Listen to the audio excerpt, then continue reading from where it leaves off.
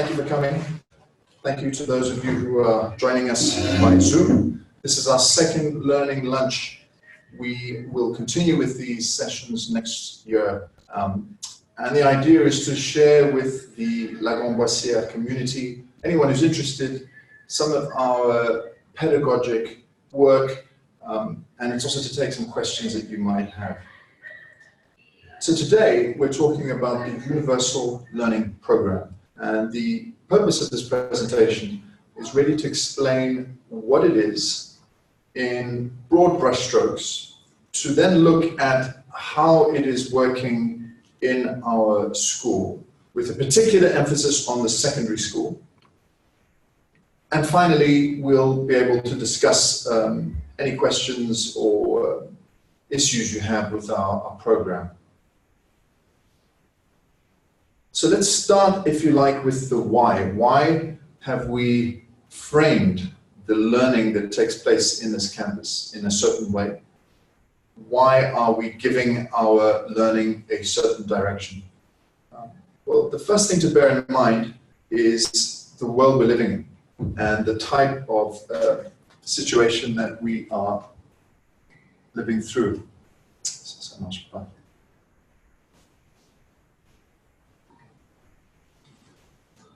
One second, I've got a bit of a technical glitch here.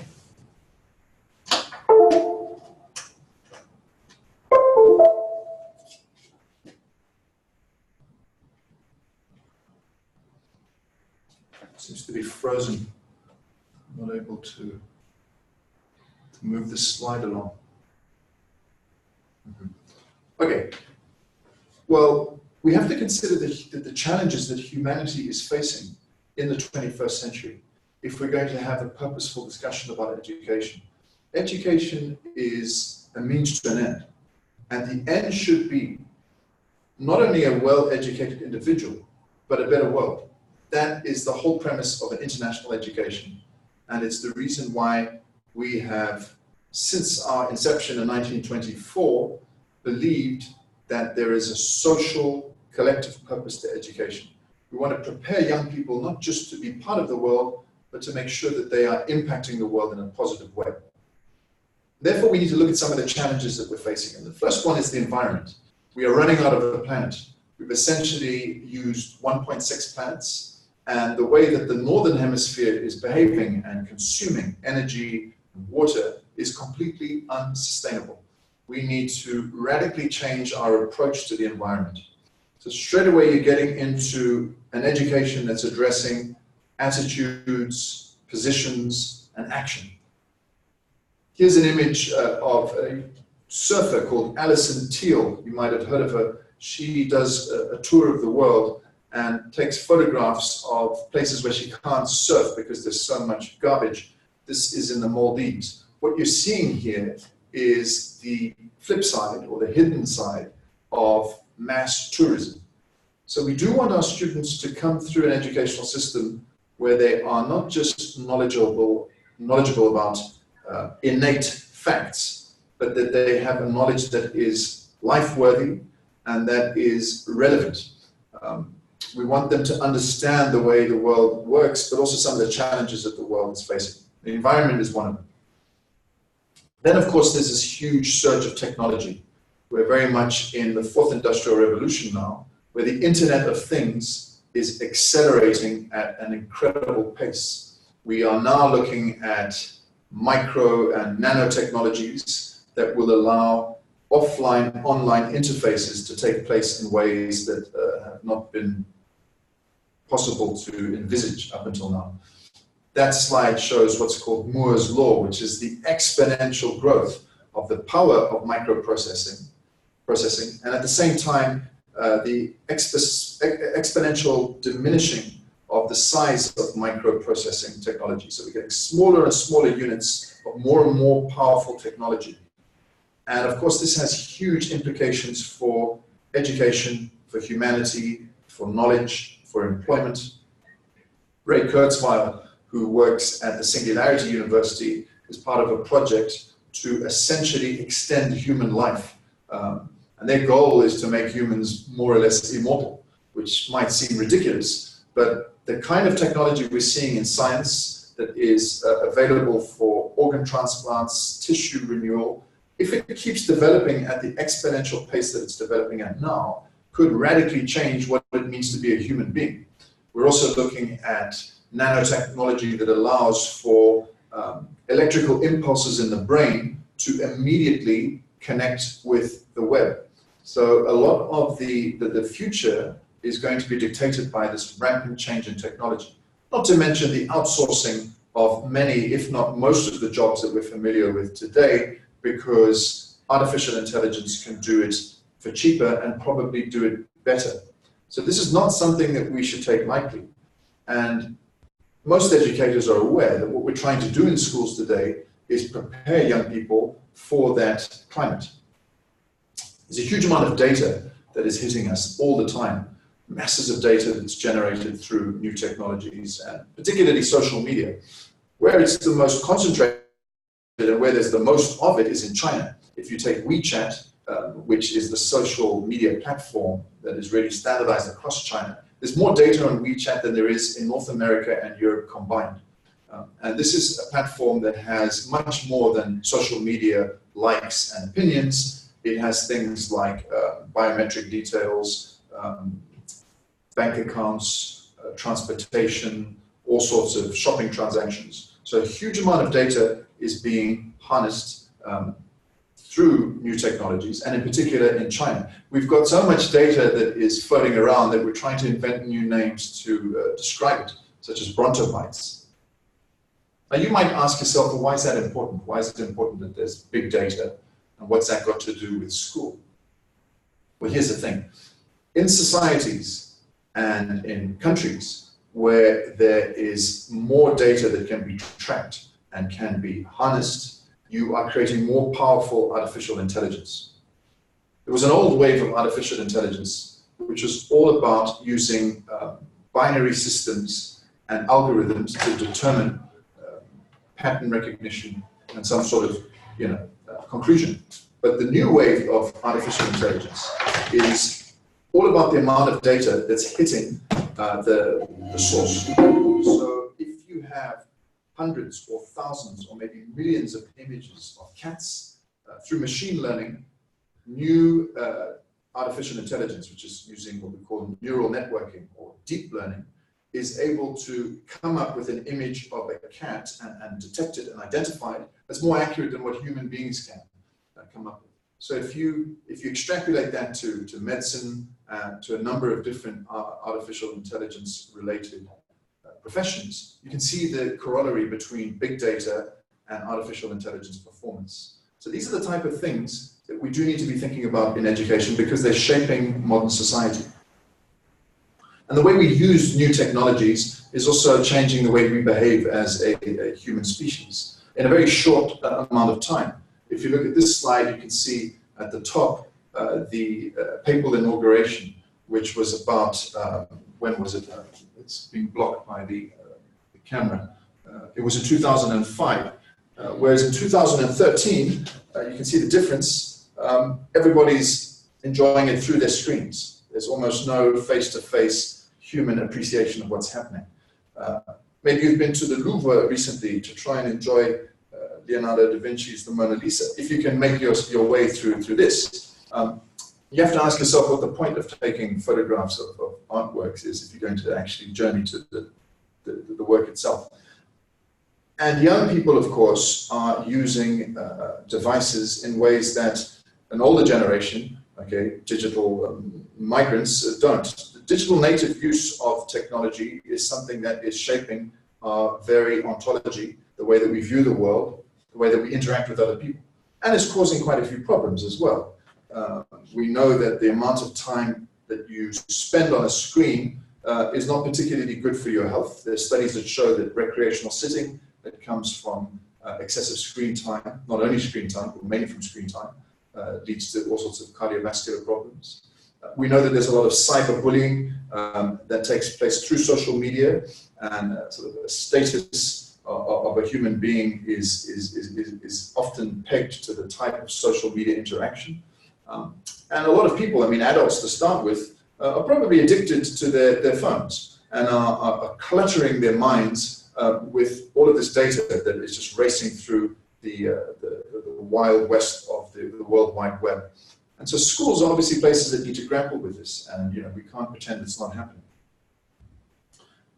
You've got another problem with the World Wide Web and with the explosion of data. It's what you could call confirmation bias, which is a natural human construct.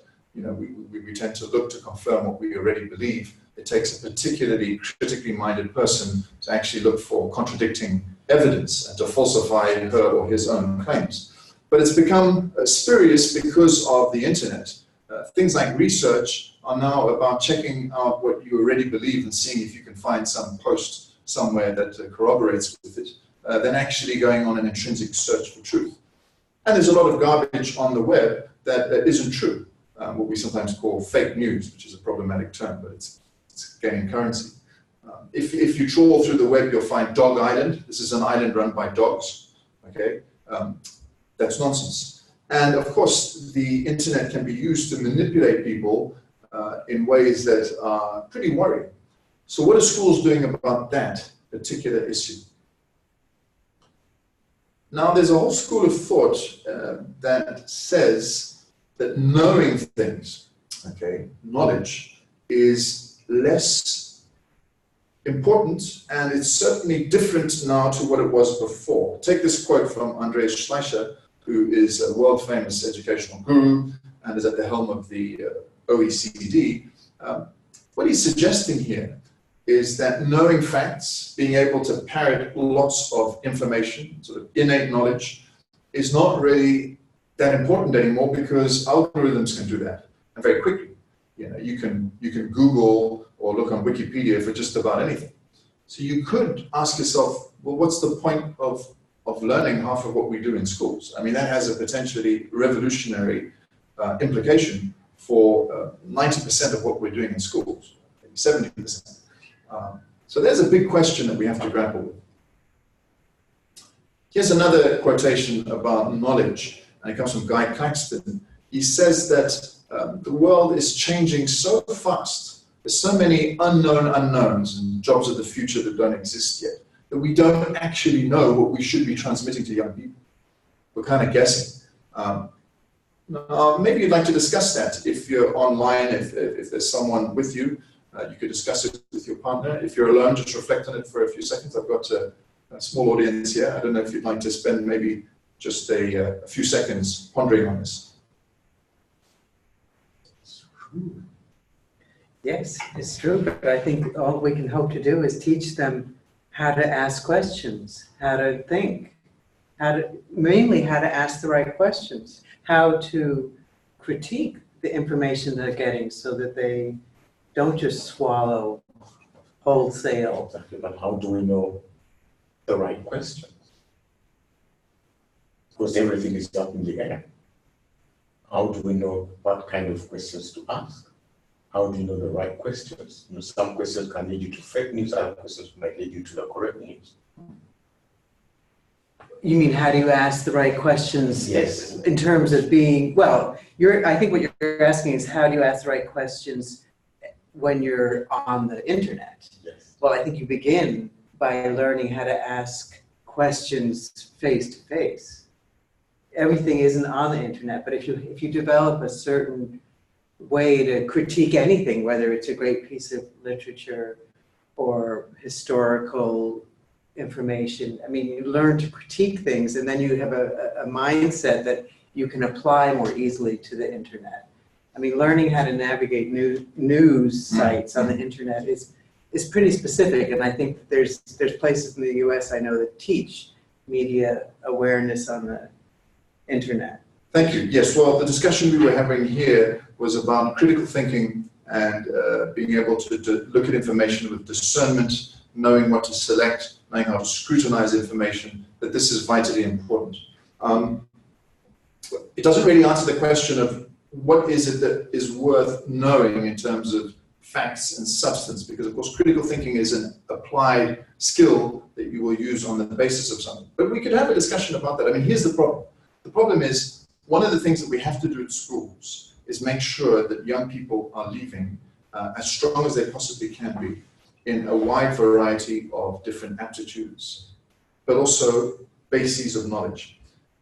Take, for example, an expert in anything, an expert tennis player, or an expert scientist. Take an expert musician. How do they become experts? Well, one of the things they do is they spend a lot of time going back over information, practicing it in a deliberate fashion, moving through these iterations of drill till they become excellent. Roger Federer or Rafael Nadal wouldn't be the tennis players that they are without a huge amount of knowledge that's been stored in their long-term memory of how to play tennis, to the point where it's almost become natural, it's automatic. You won't find a great concert-level musician who's able to put on a magnificent performance without knowing deeply certain chordal shifts, how to read music, or if it's not how to read music, then how to play music. So knowing how takes practice. And then, of course, you take the whole idea of history. I mean, if you don't know any history, if you don't know what happened in the past, if you haven't learned that at school, then what kind of critical thinking would you be able to bring to any situation in the first place? How would you be able to debate anything if you don't have at your disposal a polished repertoire of language, knowledge of language, and skills needed to use language well, and factual knowledge? And the list goes on. In fact, studies have been done to show that there's quite a lot of damage that is done in schools that think that problem solving by itself is a way of learning. Because what you're doing, especially if you do with young children, is you're taking children who don't have baseline knowledge of any particular strength, okay? Because they're not experts. You're giving them a sophisticated problem to solve. And what you see they're doing is they're exercising their working memory, which is what's sometimes called fluid intelligence. It's actually the weakest part of our cognitive architecture. It's what we test in IQ scores. But they're not able to apply expert knowledge to those situations. When you look at real problem solving in the expert world, you see that what's happening is experts are applying what they know to a situation. So we do have to teach something in schools if we want students to be good at anything.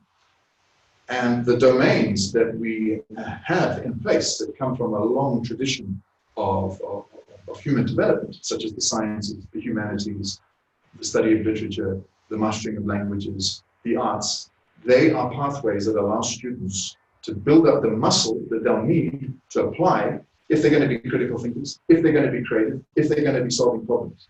All of the things we keep talking about in the 21st century education, they need knowledge behind them. Knowledge and skills are deeply interconnected. This is an old experiment that was done in the 70s to see what a chess sort of genius had going on in her or his head. And there was some idea at the time that, chess sort of stimulated a generic set of critical thinking and project solving skills. And that chess players were, particularly acute in their natural intelligence. And what they found is that this is not the case at all. Great chess players have stored in their long-term memory hundreds and hundreds of configurations that they've learned, sometimes semi-consciously or intuitively. But what they're doing is they're applying those configurations in chess games.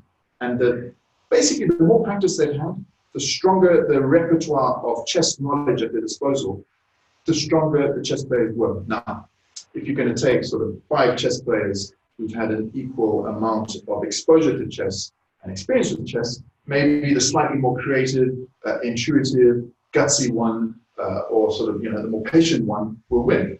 But to get to that point, you need that baseline of knowledge. It's the same with improvisation. I mean, people think that improvisation is just some sort of fluid intelligence and you're in the moment. But what it is, it's the reenactment of dozens and possibly hundreds of different configurations that have been strewn together. And putting them together, gives you that feeling of playfulness and improvisation, but there has to be a solid base of knowledge behind it. So schools must remain academic. And this is why mastery is such an important part of the universal learning program. So I wanted to spend a bit more time on knowledge and the relationship between knowledge and technology, because it can be troublesome. I think it'd be very dangerous to think that the school is a place where you don't need to know that much. You just need to be a good human being, to be creative, to be critical. I mean, you need to build up some kind of intellectual capital in order to really make those exercises meaningful. And then, of course, when you look at the world, when you look at life as adults, as a young person going through all of the trials and tribulations of adolescence, some of the decisions that you take in life, how happy you are as a person, what you're contributing to society, how you interact with your colleagues, a lot of it has got to do with your attitude, with your mindset. And increasingly, we know that a growth mindset, that Carol Dweck really started working on out of Stanford some time ago, is necessary for the 21st century and probably for any century. This is an attitude to life where you embrace challenges, where you're happy when other people succeed, where you are excited and you've got a kind of resilience and go-get-em attitude.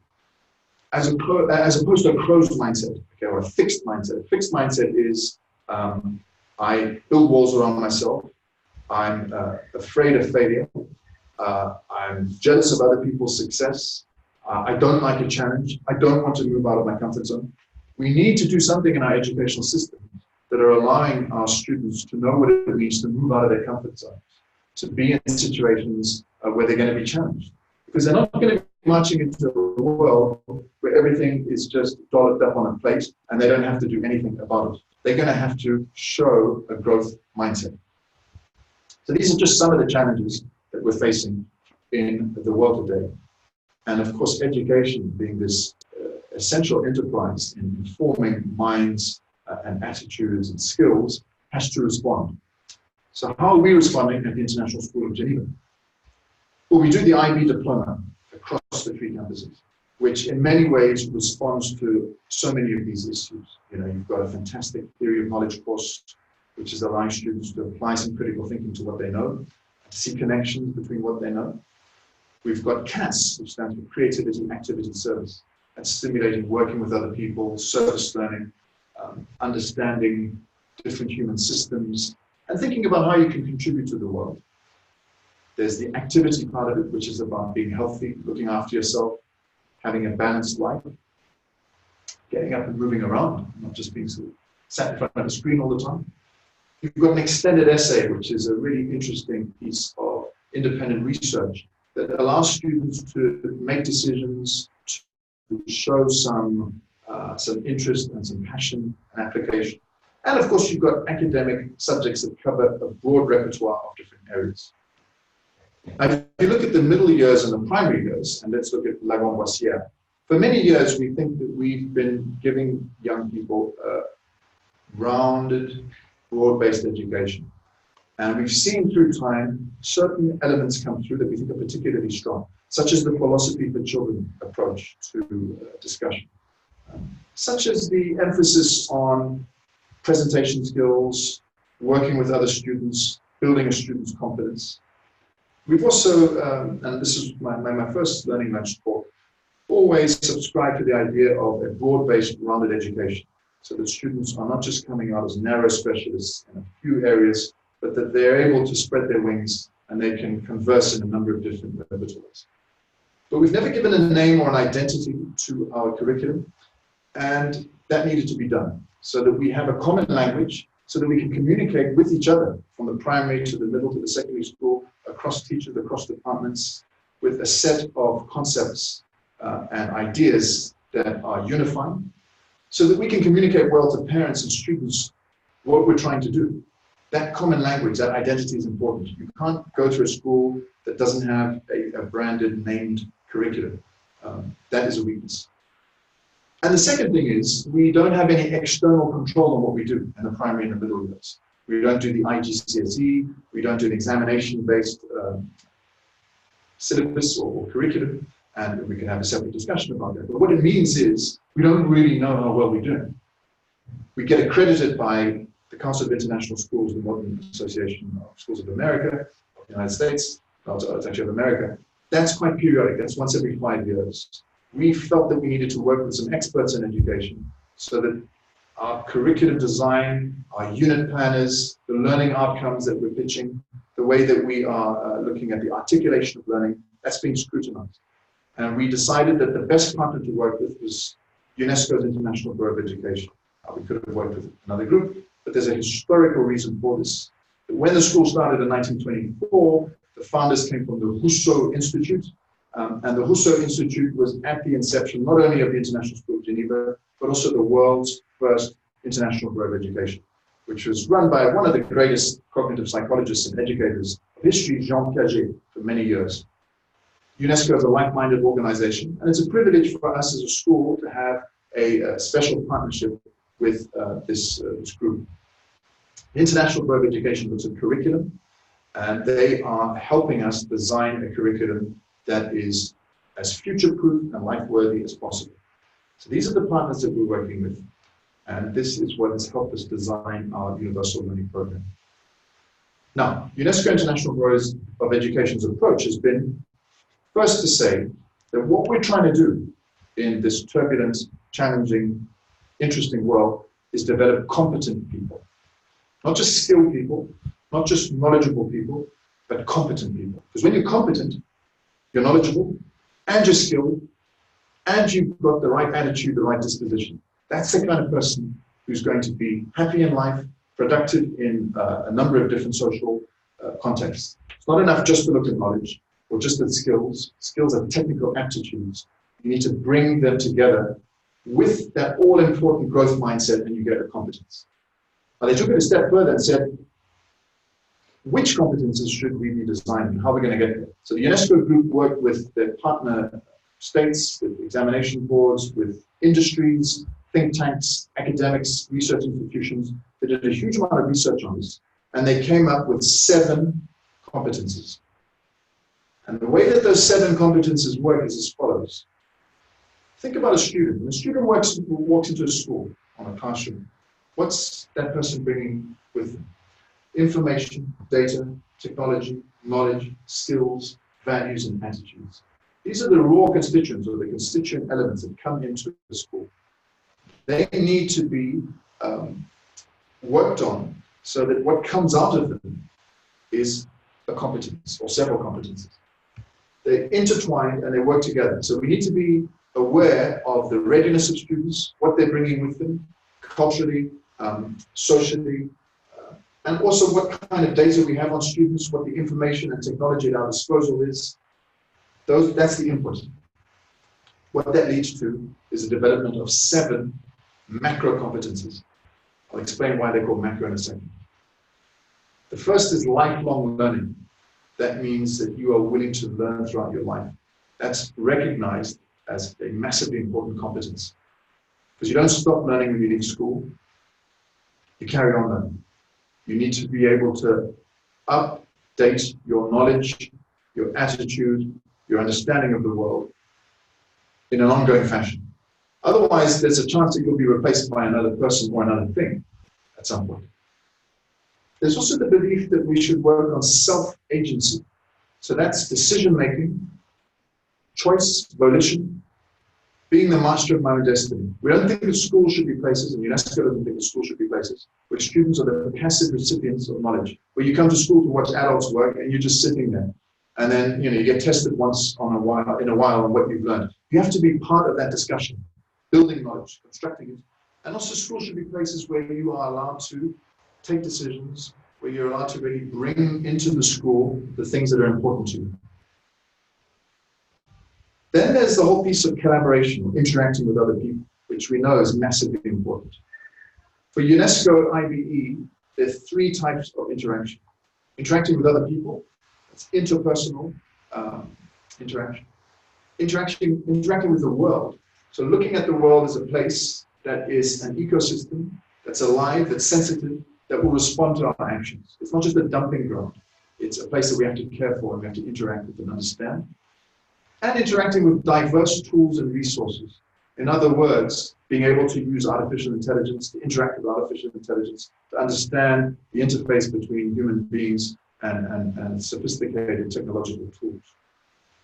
The 2 more, it's transdisciplinarity, being able to think across subjects, make connections across subjects, and multiliterateness. Multiliterateness means that you can master a number of different repertoires, not just languages. You know, we've always wanted students to be as bilingual as possible here, possibly plurilingual, speak a third or a fourth language. Many students come with a different mother tongue anyway.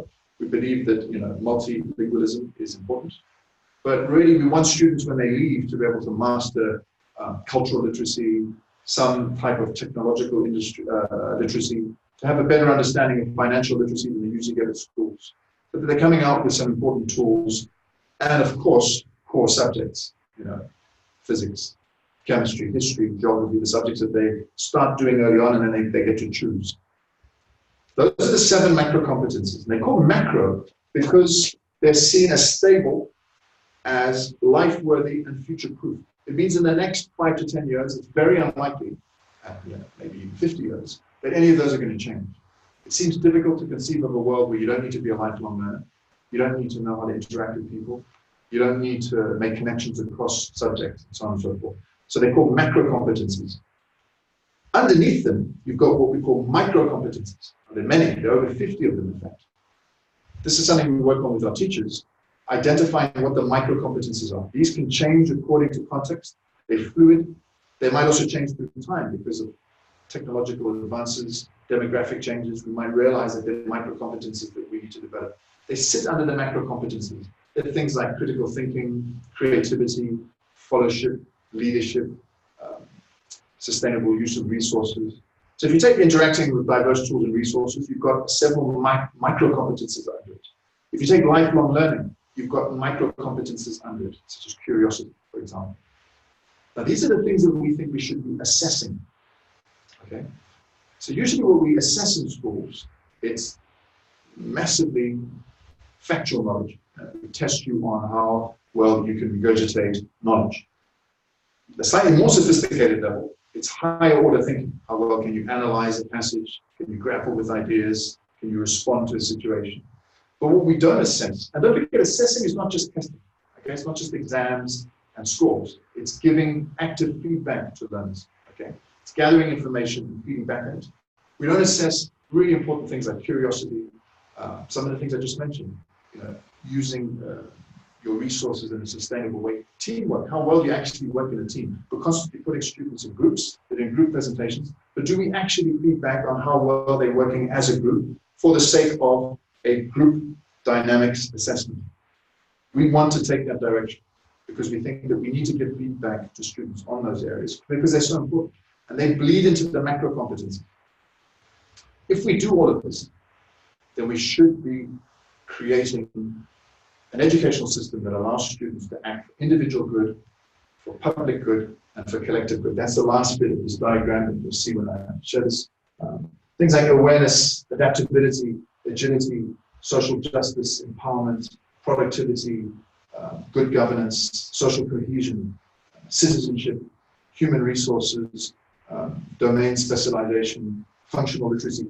These have been thought out carefully and they're all connected. So everything is connected. The constituent elements, the macro competencies, the micro competencies that sit under them, and the type of individual, collective, or public good that it gives at the end. This for us is the framework that inspires the ULP. And we think that it's an excellent framework. We think it's the best one that's out there because there are lots of frameworks. So these are some of those macro competencies, lifelong learning. These are the micro competencies you see under self-agency, about initiative, responsibility, entrepreneurship. Interacting with others is how well you can collaborate, negotiate, respect for other people. Interacting with the world, it's about philosophical thinking, accountability, exercising rights and freedoms, and it goes on. The way that you use resources is about efficiency, impact, and responsibility. Transdisciplinarity is seeing connections across different subjects. And multiliterateness is about mastering a number of important domains. So we use this framework to frame what we're doing, but also to give it more ambition, to give it more direction. The International School of Geneva, the Universal Learning Program, it's not just a program that is, if you like, a curriculum framework for what we do in the primary school, the middle school, and the secondary from years 9 to 11. But it's a whole philosophy that goes across teaching and learning. And it It's something that we have been planning for a number of years. It's actually part of a 3-year plan. We have the 21st century competences that led to this. This is the first year of our operationalization. And we're going to take stock. We've already done some analysis of the impact this year, but our first serious checkpoint will be in 2021, when we'll really see what we think are going to be extremely strong value added. Nothing's lost, everything's added. If you see this poster at school, you'll now be able to identify 7 macro competencies. What we've done is we've said, constituent elements, micro competencies, macro competencies, public good, individual good, collective good. That's quite a mouthful. It's a lot. It's difficult to communicate. So we decided to sum it all up in 4 big ideas: character, passion, mastery, and collaboration, with guiding questions. Character, who am I? That's essentially the whole idea of lifelong learning. Passion, what is my purpose? That's essentially summing up self-agency, that macro competence. Mastery, how far can I go? Can I go further? So the emphasis is not on thinking that when you leave school, you're an absolute master. That's pretty ambitious, but always trying to go further with our students, for our students. That sums up transdisciplinarity, multiliterateness, and collaboration. It's those 3 types of interaction with the world, with other people, with diverse tools and resources. And the guiding question is, how can we work together? So there's a lot behind this, but when you look at it, what you're seeing are the major domains that cover these competencies that we want to push. And we frame what we do in those 4 overarching domains. First is character. So if you look at the school, we've got character reports. Okay, in secondary school, for example, we give feedback to learners on their endurance, on their curiosity, on their readiness to work, because we think that that's important. And we think it's more granular and it's giving them more interesting information than just an effort grade. We've also got a character project that takes place in year 9. That is a grouping with the mentor where students use philosophy for children to discuss what character is, what it means to be a good person, the relationships between actions and thoughts, all sorts of big ethical questions. Our philosophy for children, we think, is a fantastic pedagogy that is really running throughout the campus in the primary, the middle, and the secondary. We've got a trained group of mentors who work with all our year 9 students on philosophy for children. And we want that to infuse pedagogy as much as possible. It's a technique where you are discussing instead of debating. It's not about being aggressive and competitive, but really listening. It's allowing students to observe each other and how mindful and respectful they are in the way that they talk. It's really building group dynamics. And it allows students to chair discussions in artful ways so that the dialectic, the dynamic of the discussion is growing.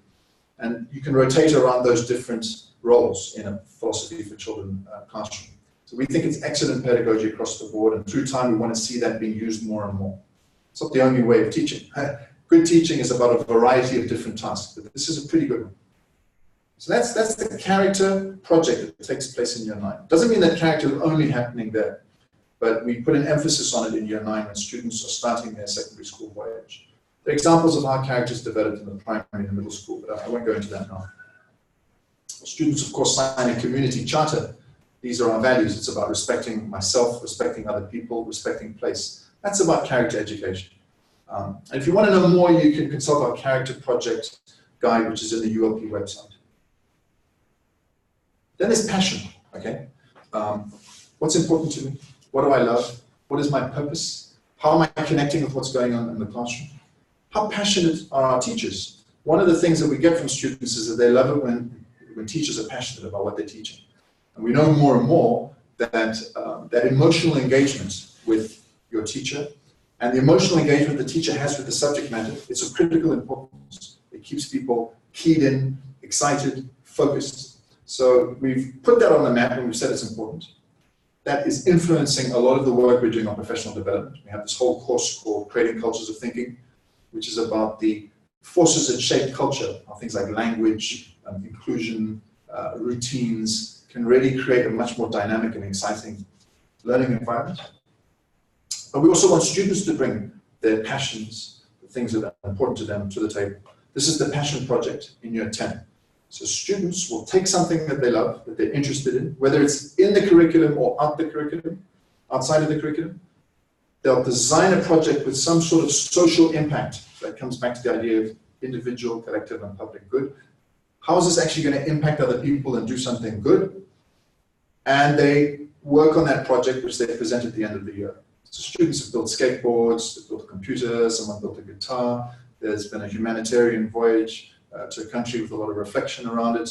I've seen students who've branded their own T-shirts and produced some of the things that they love and they're interested in. And it's really important because it's sending out a message to students that school's not just a place where adults decide everything and you come and just zap it up, but you can also take ownership. You can show some self-agency. And we think that what's important for you is an important part of who you are. And we want you to actually work with that. There's a work placement project that we've been running for some years now in year 10. So they get some professional experience. They learn entrepreneurship, if you like, through the project-based learning approach of the Passion Project. Right now, as I give you this Zoom talk and we have this learning lunch, our year 10 mentors are going through a training with a company that we're working with. They've designed lesson plans and also a whole approach to the Passion Project. So we think it's going to get even better. And we've got some feedback from students on the first year on how we can improve it. That's how we're doing Passion in the secondary school.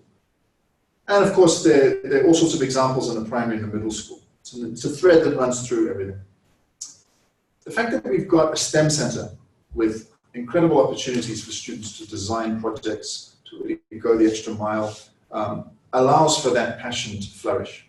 And for us, the best type of STEM learning is when students get in there and they design their own clubs. That's how the Medical Society was born, for example. Or if you look at our STEM fashion show, you see students who have been very creative and they're using STEM in ways that are personalized. Our art center is a place where students should be able to explore their passions and drive their passions. And through time, I think one of the gauges of success of this school's approach to self-agency will be more student ownership, student-led initiatives. We recently had a school-wide celebration on a certain topic, and what was great about it was the whole thing came from the students. It was their idea. They went through the different checks and balances to make sure that it was all right. They designed the materials for it and led the whole day. The Passion Project has a guide that you can find on our website. Then there's collaboration. Now, collaboration is happening all the time. One of the first things we think we need to do is make sure everyone's doing service learning. So all students are involved in some type of service learning, from year 9 all the way up to year 13. And we want that to be a meaningful experience where they are learning. They're not just giving. They're not walking around thinking at 14, I can sort of tell adults what to do. It's much more about finding a need, seeing how you can be useful, learning from that, and using the inquiry cycle to reiterate what your activity is. Service learning is a great example of collaboration.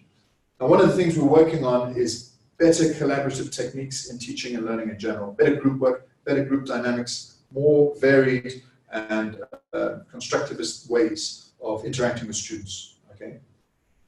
I mentioned the project centers. I mean, those are also fantastic for collaboration. Collaboration really runs through everything. We have a service program guide. And then there's mastery. Now, mastery is interesting because there are a number of ways of looking at it. Of course, there's multidisciplinarity and transdisciplinarity. These are the things we want students to be good at. But there's an approach to teaching and learning that's called mastery teaching. It was invented by Benjamin Bloom in the 60s. He also came up with Bloom's taxonomy. I don't know if you're aware of that. This is this interesting sort of pyramidal representation of different levels of thinking. And we're putting emphasis on mastery teaching more and more. This is going to be a strong goal for us next year to really make sure that there's as much mastery teaching going on as possible in every classroom. In year 11, students do a mastery project. I'll talk a little bit about that. And they do this very interesting transdisciplinary assessment. Most of what we've done on mastery is in our Universal Understanding Guide. So if you look at this guide, and it's available on our website, you'll understand what the pedagogic approach is. And this should be happening. We're not there yet. This was the first year. We went through training, we started doing it in classrooms, teachers have designed unit planners, we've done quite a lot of observation peer-to-peer. But everybody's going to be really going deep on it next year. It's our goal. It's deepening the European every classroom. If you look at this guide, you'll see what we mean. This is about concepts-based learning. Mastery teaching is about seeing learning as thresholds that students need to get over. So before the threshold, I didn't understand something, and after the threshold, I understand it. You know, before I learned how to surf, you know, I looked at a surfboard and the water in a way that I don't look at anymore because now I know how to surf. So I've got over that threshold. Before I understood fractions, you know, I would respond to math problems in a certain way. Now that I've understood it, you know, I respond in a completely different way. We think it's interesting to look at learning this way because each individual has a threshold. It could be psychological, emotional, or it could be cognitive. And each subject has thresholds. These are ideas where students tend to get stuck because they're quite kind of difficult and troublesome. We call it troublesome knowledge. So for example, a big concept like gravity in physics, that tends to be very difficult to understand. A term like analysis that we use in the humanities or literature, that's not all that easy to necessarily understand. And once a student really knows what analyzing means and can do it, they've got over that threshold. You've got in economics a whole series of concepts that are thresholds. They can be troublesome, means they're quite difficult, but you've also got to really understand them to get to the next side. You know, a big one in maths, at a very high level of maths, is calculus. It's a kind of doorway into a new understanding. So we want everybody to be thinking about these thresholds and learning, identifying them, and helping everybody get past or across those thresholds. That's called threshold teaching. It's part of mastery teaching. I took this off Wikipedia. I don't have a problem doing that. I mean, you know, about 10 years ago, people said Wikipedia is terrible. I don't go on Wikipedia. It's full of garbage. That's not necessarily the case. You know, because of machine learning, it's getting stronger and stronger. You have to be careful with your sources, but this is what mastery teaching is described as from Benjamin Bloom. I'm not just going to stop at test scores and say, right, I test you once, you get 70%, let's move on. I'm going to try and go back to the 30% that's missing and take you through a process where you are going back over it again so you can get it right, so you can understand it, so you can master it, you can get over that threshold, and then we'll carry on. Now, it's not an easy thing to do because there are only so many hours in the day. You have to be able to differentiate instruction. You know, you've got up to just over 20 students in a classroom. But we think it's necessary. We think we need to sometimes slow down and go back over what wasn't understood, spend much more time synthesizing and reflecting, getting it right before we take the next steps. Some of our teachers here are already doing it. For example, if you write a piece, they'll mark it, but give it back to you and say, write it again, and make it better because of the marking. And then maybe a third time, so that the student can visualize and can actually see in front of him or her excellence. And once you've modeled that and you've visualized it and you've actually felt what it means, it's a tremendously powerful learning experience. There's too much sort of one-off assessment in education. We're kind of trying to get through the curriculum and the students are running along. So we want mastery teaching to really be an important part of what's happening in every ULP classroom. That's the ambition. More on mastery and universal understandings. We're framing knowledge in terms of concepts, big ideas. These are conclusions that you draw about what you've learned, and facts. How do you connect the facts into concepts, and how do you bring those concepts together in generalizations? That's essentially what we're trying to do when it comes to theoretical subjects. You know, subjects like history, some of the sciences. You're coming up with big conclusions that are derived from concepts, and the concepts are framing the facts. What's not good is if you're just doing facts. I'm just going to learn all the facts, and I'm going to try and spew them out of my exam, and I'll forget them all. And I don't even know how they connect. That's not efficient. We want to connect those facts and concepts and get students to reflect on their concepts in these big, philosophical, universal understandings. Okay? All of that's in the guide. And we also do it for skills, processes, and strategies.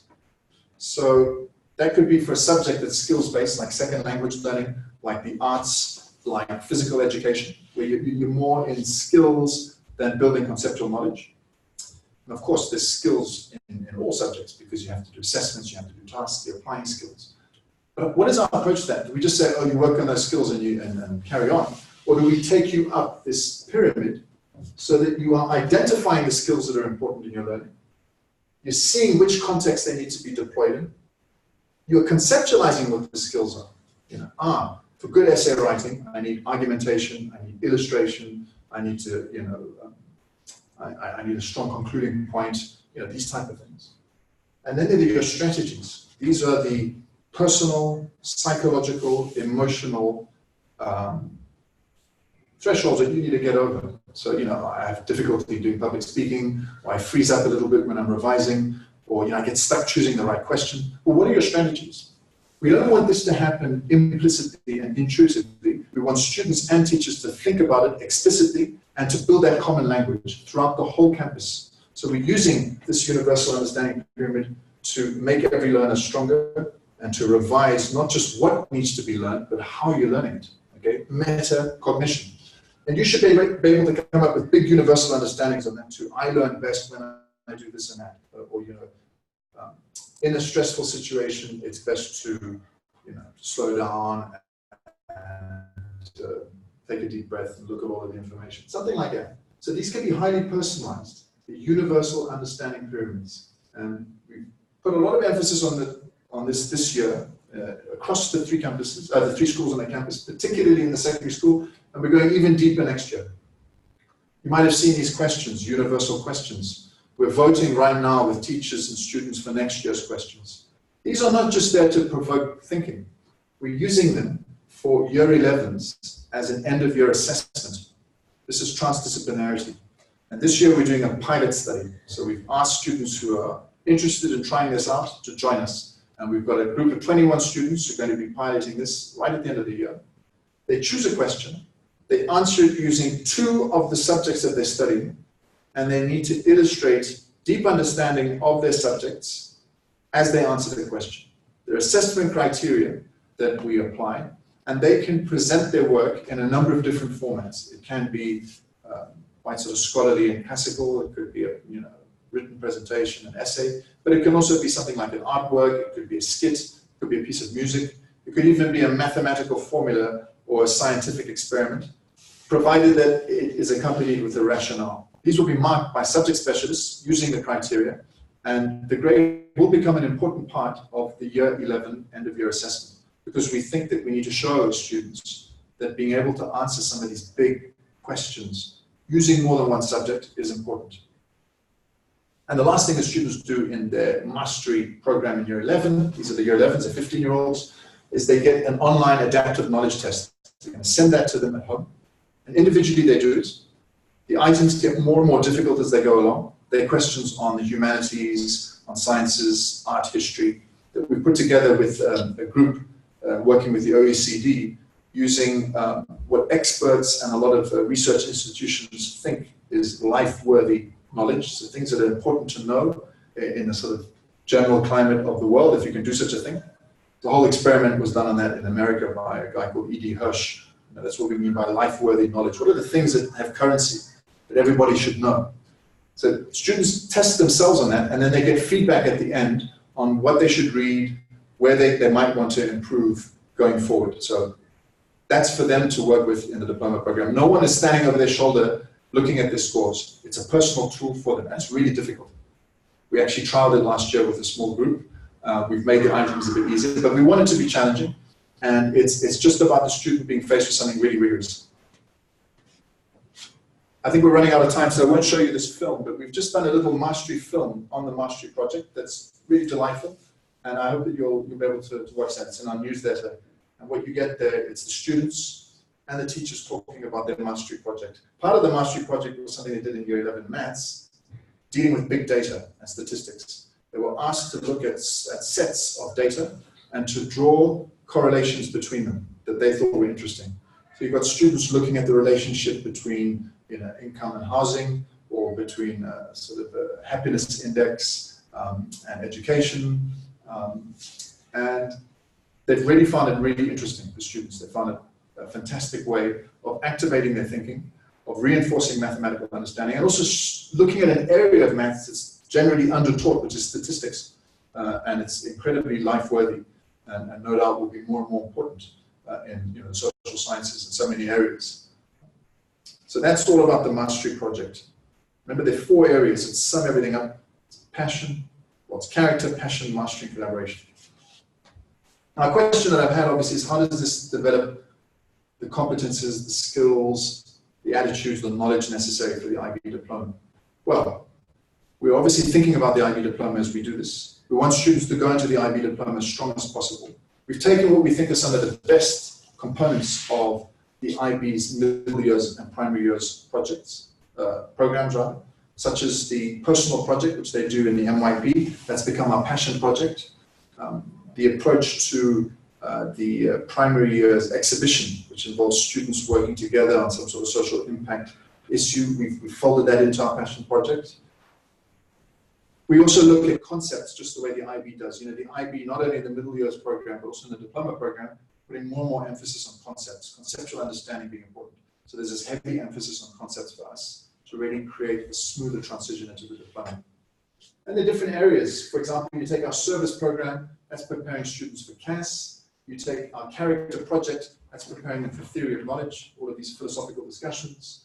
You take our passion project, that's not just about choice, but it's also personal branding. I'm starting to think about who I am, how do I stand out, how do I present myself, for universities. And our universal understanding approach, along with our mastery program, they're very academically rigorous. So that's all I have to say about the ULP. It was a bit of a deep dive to give you all of the elements and to remind us that the whole purpose of this is to develop competences, not just knowledge, not just intellect, not just skills, but a rounded approach that's based on these life-worthy, future-proof domains. Character, who am I? Passion, what is my purpose? Mastery, how can I go further? And collaboration, how can we work together? And now that you've been through this, you know that they sit over a much more complex and larger design of macro competences and micro competences. Next year's focus for our whole campus is deepening the ULP in every classroom. And the universal understandings approach will be something that we really want to see anchored, so that students are coming back, talking about it. You can feel it in every classroom. We're designing all sorts of metrics to see how well we're doing that, and communication pushes, so that we're all together on this excellent curriculum framework. So thank you for your time, and we've got some time for questions, either live or from our participants. I'm just going to see if participants have put out any questions. How do I do that? Is it just... Comment est-ce que je trouve des questions? Q&A. Q&A. No open questions here. Any from... I mean, I love the program and what I've seen of it so far, and I'm sure many of your teachers really are on board too. How do you bring those who aren't on board, or how do you deal with getting all the teachers in sync with this program? Yeah, I mean, I think, we all know that change management is difficult, and that it's usually premised around, in any organization, the vision, the why, the how, so the steps we're going to take, the relevance, and also the buy-in, the sort of incentives. How are you going to incentivize? Why should I do this? How's it going to make life better for me? And then clear ways of measuring impact. So the challenge has been to bring something that isn't entirely changed, because part of it's framing it, but there's definitely some ambition moving into the 21st century to bring that to a school. And our approach has been, and we thought about this carefully, there are kind of two ways of doing it. Either you've got very slow, incremental, bit-by-bit approach, where you pilot lots of things one by one, you get extensive feedback, and you slowly roll it out. Or you design the vision, and all of this is done collaboratively and in extremely consultative ways. And then you say, this is where we're going. And there's a period of some accelerated change where you have to lock down some systems for them to turn over and to breathe. And then you get feedback on it, and you slow things down from there. Now, we've gone for that vision, which is to say, we can't say we're just going to do character and in 5 years' time we'll do collaboration. We have to put out those projects. We have to put out this universal understanding approach. And we have to give people the whole vision, where it's going, and all of its complexity. And because it's pretty complex, and because there's quite a lot going on, and I understand this, there was a little bit of reluctance and wow, you're getting me to stand straight up after I've been sitting down for 2 hours. and all the understandable sort of homeostasis that comes in an institution where things maybe we haven't had a change quite as angular as this for some time. And what we're doing is we're trying to be good listeners. We're working together. We think the curriculum is a lifelong learning system in its own right. So some of the feedback we've got from teachers, from students, from parents, and of course from the foundation administration has shown us that next year we need to slow things down a little bit, communicate better, and just keep anchoring what we're doing so that it's really understandable to everybody. I think that just about everybody who looks at the theoretical design of the ULP, of the Universal Learning Program, can see some interest there. You can see what we're trying to do. It's the operationalization, which can be tricky. One other thing is you've got to put this in the context of what happens in most schools when you try and bring in a new curriculum. Like if we said tomorrow, you know what guys, we're going to do the PYP or the MYP or IGCSEs, or we're going to start doing advanced placement, or let's bring in the French baccalaureate. There's going to be a little bit of turbulence, and there's going to be a little bit of a communications need. So, we're working on all that. I'm also curious about the measurement, because I have two people in the year 11, so I watched my twins, and I watched them go through this mastery project that it was pass-fail, so there was, not a great incentive, but they were so they loved it. It was very empowering for them. They both worked way harder than they needed to pass. They had lots of other work to do, which they put aside because they were so engaged and engrossed in this. I mean, it was wonderful to see. And I'm just curious how that can get measured somehow back into the system so people realize that, I have one child especially who's not that engaged in school, and he was totally energized by this. It would be great if the teachers or school could see it, because I think it all happened in the mentor class. Well, no, this is a good point. Okay, so you've got two elements to the ULP. You've got what should be happening in every classroom, and what we want to see happening across the school. That's really the broad picture of those four domains being developed in everything we do. And in every classroom, this approach to universal understandings. What I didn't explain is that if you look at the universal understandings work, the unit planner asks for assessment of those micro competences. And the micro competences are actually developing character, passion, mastery. So there's that idea of it happening across the whole school. And then you've got the projects. So the projects are happening by mentor year level. What we've got so far is reams of feedback that is qualitative, that is quantitative, that's based on focus group discussions, on surveys. We've had it from students mainly, from staff, and from parents. Now, we haven't asked for explicit ULP-related feedback. It's been more general kind of school culture feedback. But we've got quite a lot of feedback to deal with. And of course, there are all of these consultative groups, such as the CAB, such as the PTA. I work with the Staff Association. I presented this to the board. That's also giving us different reams of feedback. What we've got, particularly from students so far, is that for the mastery project, so let's start in year 11, it came too late, it was too close to the exam, so we're going to bring it forward. And it maybe wasn't explained as clearly as it could be from the outset. There was a little bit of confusion over the weight that it carries, so that's something to improve. What we got from the year 10 students on the passion project was that there was too much bureaucracy.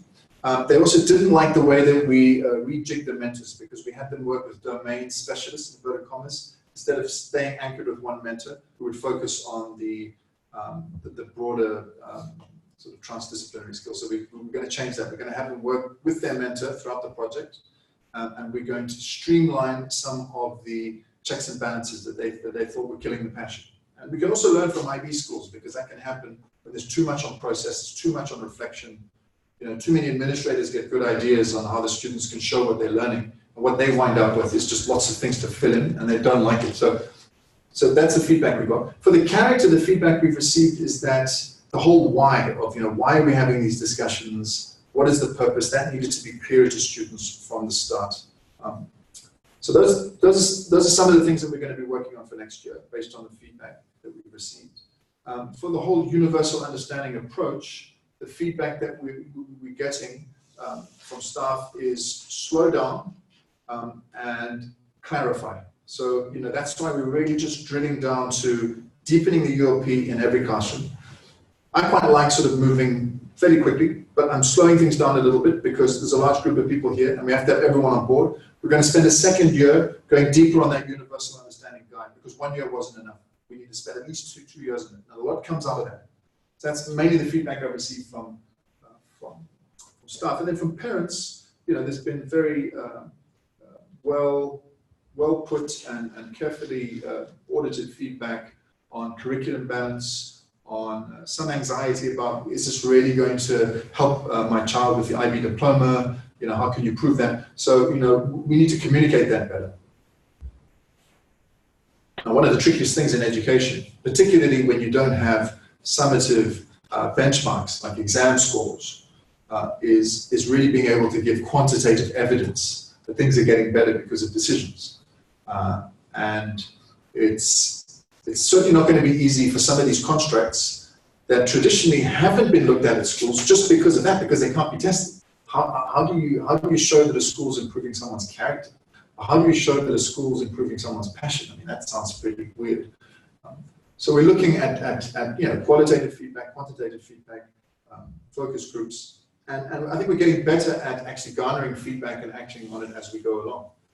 Don't forget, we're working with our partners, UNESCO, and they've quality controlled what we're doing. And we've had feedback from them. There are a few things they thought we should change and maybe look at more carefully. And we're going through a rigorous accreditation process that starts next year with the Council of International Schools. So we're very excited to see what they have to say about our program. We think they're going to love it, but that's another level of feedback on how we can make it even better. And all schools go through that, irrespective of their program anyway. Hi, John, are you joining us a bit late? So, it's also on Zoom if you're wondering. Yeah. Let me see. There's one question. Do you consider, thank you. So our online participants have asked the question here. Do you consider the competencies as you have defined them to be truly universal or only relevant for developed countries? I think that's an excellent question. They have been developed with 160 partner states of UNESCO, and we think they are universal. However, the micro competences can be culturally and contextually specific.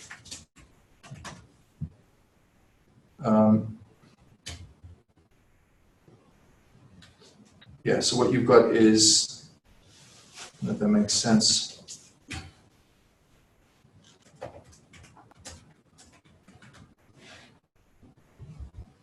The spelling's okay there. So there's my answer. It's that, if you think about it, I mean, I struggle to think of any culture in the world where being a lifelong learner won't be important. I might be wrong, but I think there's some cliches a little bit about culture. Self-agency is just a deeply personal issue. You're going to put that into action in different cultural frameworks. You might argue that some socioeconomic environments are asking for a different level of self-engagement than others, but it's a tricky conversation to have. I think, it's a broad human philosophical question. What is my purpose in life? We think that these are universal questions. Interacting with other people, interacting with diverse tools and resources, that's always going to happen. Interacting with the world. I mean, and there was a similar discussion on the IB learner profile because they've got these attitudes. One of them is being a risk taker. And I can remember there being some discussion. Some cultures you don't need to be a risk taker. Which ones did you have in mind exactly? Maybe that's true. Now, for the UNESCO IBE, macro competences that are stable and we think universal, you have micro competences, and the micro competences underneath them, they can be much more culturally specific. So if you find yourself, in a part of the world or in an educational system where there's certain important cultural influences, there might be competences that come up. And one of the questions is around religious schools, faith-based education. International education tends to be sort of secular. So you might argue that there could be micro competences that would fit under maybe something like lifelong learning or self-agency that might reflect that. Any other questions? Thank you for coming. I think for me, at least you've clarified, because more it was a question of the communication to parents. Yeah. Vis-a-vis when it comes to the anxiety that as parents will have, will this not impact in terms of the learner performance, in terms of achieving their IEP, but I think you have covered that part. No, that's so important for us. At no point do we think that a school that is not academic is a good school. Academics are magnificent. They give you confidence, they give you currency, they give you culture, and obviously, they give you a gateway. I mean, that's critical. It's in the UNESCO literature that there's a lot of noise and pressure on schools and educational institutions to adapt to change. And we have to be careful not to throw, the baby out with the bathwater and say, well, let's just stop doing maths and, let's stop literacy. We went through a period where we realigned some of our periods in the timetable. That was not about the ULP. That was about curriculum balance, which was my earlier talk. And after 1 year, we decided to amend that slightly because we felt that, to have the most rigorous program possible in place. And when I say that, it's in the context of a school that's about inclusivity, developing the whole child, don't forget it. We're not a cramming center. Nonetheless, to make it as academic as possible, we've adapted a few things. It's not really about the ULP, it's about curriculum balance. So we're making sure that there's a strong literacy spine in years 9 and 10. We've got a pretty academic approach to the performing arts in year 9, where we're bringing in text and performance and public speaking. We've got this great mastery project in year 11, which is really reinforcing strong maths. And across the piece, what we've been trying to do since, certainly since this current team's been at LGB, this is our 4th year, is make sure that we're putting the student at the center of everything we do. That means, better pedagogy, better pathways to success, better feedback. I think we're a strong school, we're excellent, and we do a lot that's really good, but there's no institution in the world that can't do better. So that's actually been our ambition from the start. Now, when you start talking about competences, about things like passion, collaboration, some parents can say, well, what do you mean? Well, they're going to be sort of just goofing around and you're going to stop doing maths? Not at all. And I'm glad that you feel that this presentation addressed that. Mastery is one of our pillars, and it's a central mastery. Yeah, I think that was very much interesting. So that you can say more, this mastery teaching. Can you just say? Yeah, well, it's an ambition. Okay, I'm not saying that this happens in every classroom right now. It happens in some classrooms, and I think it's good practice. You look at good teaching. It's complex because there's a lot going on. You need to understand the context of the class. You need to be emotionally connected with your learners. But there's certain elements that a lot of research studies, meta-analyses have shown are absolutely critical and will tend to transcend context. So one of them is what's called collective teacher efficacy. That means a whole group of teachers, they are confident that they can get students where they need to go. There's a belief system. As a group, they say, I've got a class here where diagnostic data might show there's some issues, but I can get them, to those 6s and 7s. We can do it together. It's that kind of let's do it. And they work together in that way. There's teamwork and collective belief and support that's looking for the positive in what we can develop. That's one of them. There's another that is, this was done by the Sutton Trust, the UK, it's domain expertise. Old school, know your stuff. You can't teach physics well if you don't know your physics, and you need to know it really well. Because if you know it well, you can explain it clearly, you can answer questions, students are confident in what you're doing.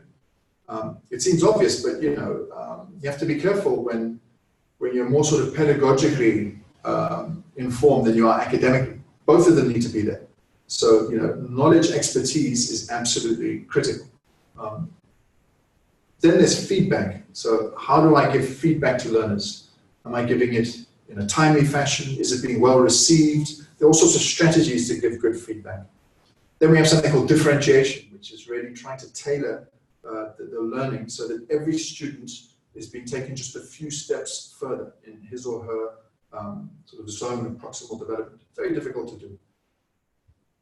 Now, mastery teaching, which is one of them, it comes up in John Hattie's list of sort of effect size shifting practices, so things that really have an impact. Another one is direct instruction, and they're kind of similar. It's just that it's, what am I really interested in? It's the learning. And so whatever you've done, we want that to be improved. And a pretty obvious way of doing that is, well, to get you to do it again, and to sort of show you what better can look like, to micro teach those areas where you need to take steps forward, and to stop just teaching to the whole class and saying, well, if you're not getting it, that's your problem. Someone else can deal with it, or I'll kind of deal with it when I can, or we'll do a whole class revision. Now, it's very difficult to do because you can't just stop, everything and look at one person. But with new technologies, with what we know about teaching and learning, and with this ambitious approach, also with the ability to transfer learning experiences from one class to the other using these universal understanding pyramids to create a common language, that's a strong ambition. So mastery teaching is really trying to get students to fully master and understand, particularly a threshold, something that's important for them to know, and they need to get past. Otherwise, you create gaps in learning. Students limp from one year to the next, and you actually get a kind of knowledge deficit, and that gap starts to grow. And that impacts not just their performance, but also their confidence, their self-belief. And I think that's something that we're all trying to do anyway. But there are all sorts of pressures on teachers. Yes. What the ULP is doing is synthesizing some of the most essential things and giving us tools to do it collectively and even better. That's the purpose. Anything else? Well, I think we can end just a few minutes early. Thanks everybody for joining us on Zoom, and thank you for filming. Thanks for coming. We hope you have a